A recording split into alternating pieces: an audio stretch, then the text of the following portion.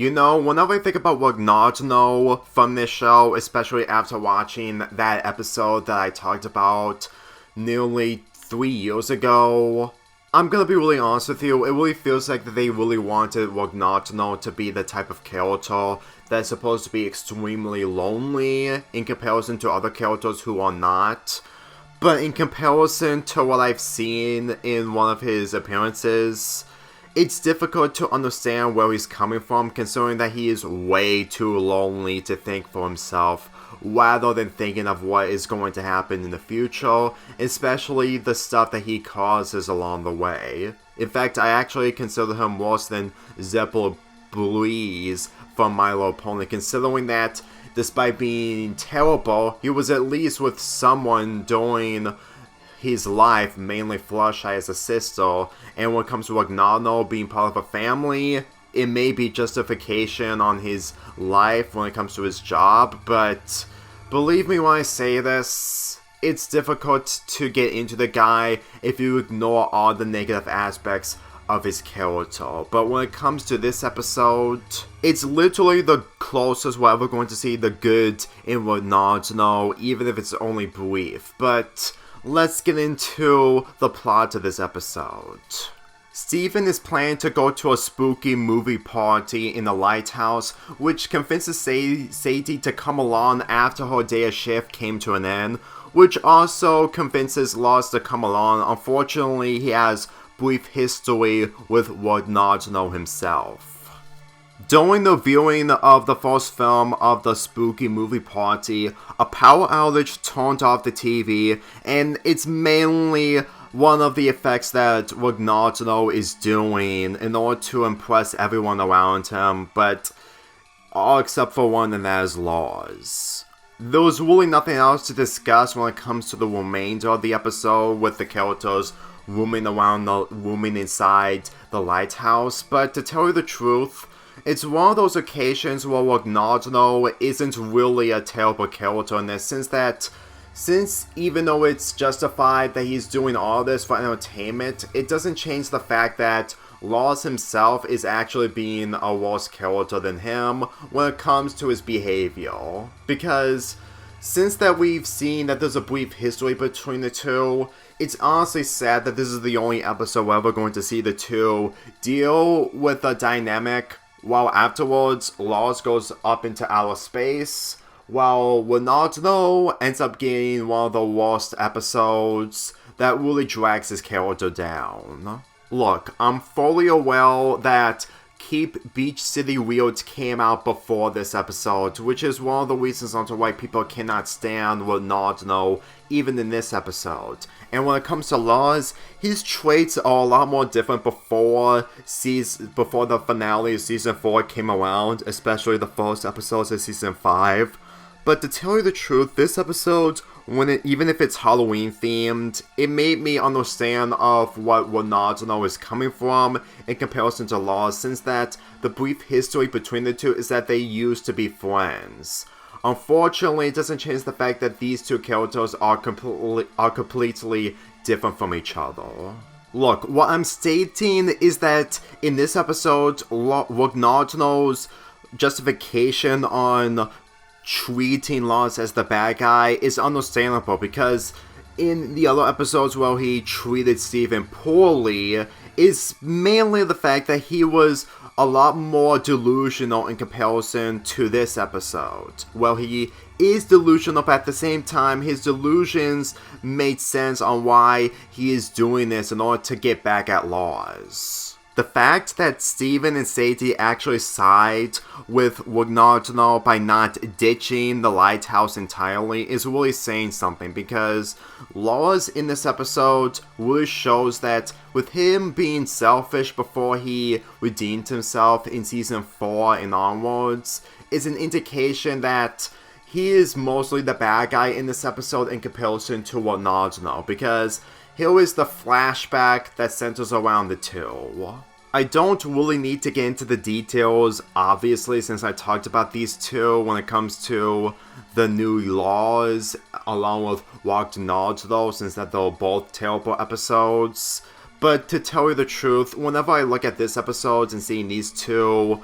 somewhat having a dynamic in comparison to them separating from each other, since that they just can't be able to get along as friends. It really feels like that this episode would have been the first chapter when it comes to the development of the relationship, but to tell you the truth, since that Steven Universe were focusing on the other aspects, since that this is part of season 1 and they were making plans for future seasons along the way, they didn't really have much of an idea on how to deal with the dynamic of Lars and Naruto. Naruto was planning to put Lars into that structure that he created, and it wasn't supposed to be Sadie, since that she was the one who was on the platform that Lars was supposed to be on, and since that he decides to throw Lars inside the machine, Steven decides to save Lars and Sadie from getting eaten or whatever is going to happen. But at the same time, what is actually controlling that machine is actually a gem. A blue gem that actually shows a flashback between the two, and to tell you the truth, this flashback isn't one of the most memorable things from the show in comparison to other things involving the crystal gems, but to tell you the truth, it's still good. Lars and Naruto during their childhood were making a club in the lighthouse in order to keep it a secret from people, but when Lars put his name on the wooden walls, one of the wooden walls bumped Lars, which causes Naruto to take a picture. Lars tears up the picture, which really upsets Naruto, and the reason why is because he thought he made a promise on keeping a secret from anyone, which leads to them having a fight where Naruto tells Lars that he doesn't care what other people think, which Lars retorted that he doesn't think what other people think of him. And to tell you the truth, it's honestly the sad reality that this information would have made Naruto a better character than how he ended up becoming in Season 4. This flashback / hologram showcases of how Naruto has character development, and when it comes to Lars, even if his character development is a lot more different in comparison to Naruto, it really feels like that he had the better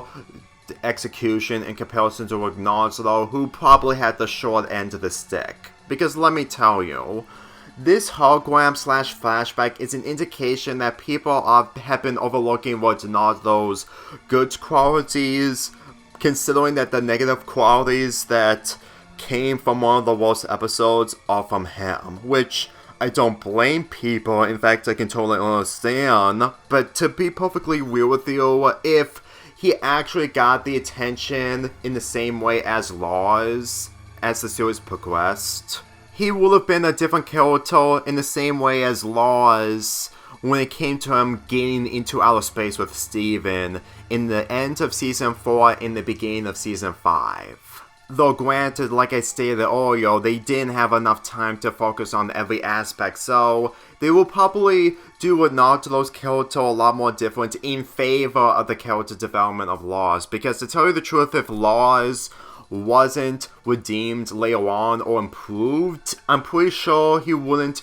be likable completely as the series came to an end, with him not being part of outer space. I'm just saying this right now that there are a lot of sacrifices that aren't avoidable no matter what you do when it comes to a show like this. It may be a stretch to think that Naruto deserves something better, but at the same time,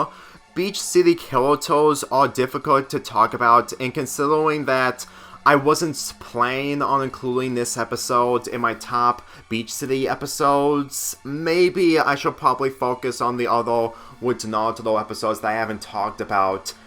especially since I'm planning on doing a Steven Universe marathon next year for Summerpalooza 5. But again, we still have several more months until we get into summer next year, or before summer if I make my choice loud and clear. Horror Club is an interesting episode that felt like it was scrapped afterwards when it comes to the development of a relationship. I understand that you can't be able to expect a lot from this show, especially when it comes to Beach City characters, but believe me when I say this, even if there were a lot of sacrifices when it comes to the show, when it comes to the main storyline of the Crystal Gems and the diadems themselves, I still can't get over the fact that what I've witnessed involving the Beach City episodes, they're not, though, somewhat bad, but at the same time, they're still harmless at the end of the day, and since that I might be able to talk about them if I'm ever going to do the marathon, my point of view is going to be a lot more different than what people have been talking about involving the Beach City episodes, because to tell you the truth, during my binge watch of Steven Universe, I didn't have a problem with the Beach City episodes whatsoever. I can't deny that it didn't take away any importance when it comes to the main storyline, but to tell you the truth, Steven Universe is a unique show that gets a lot more unique as time goes on, especially when it comes to the epilogue itself. If there's anything that gave me the appreciation of Naruto is from this episode. But to tell you the truth, when it comes to the possible marathon, there's a chance that I might talk about those 2 Naruto episodes when I get the chance, because believe me, when I have my second thoughts on doing the marathon, I literally need to make it just as good when it comes to my perspective on rewatching the episodes. But who knows? We're still in October and we still have several more months until we get into my decision on doing the Steven Universe marathon for next summer. I'm giving this episode an 8 out of 10.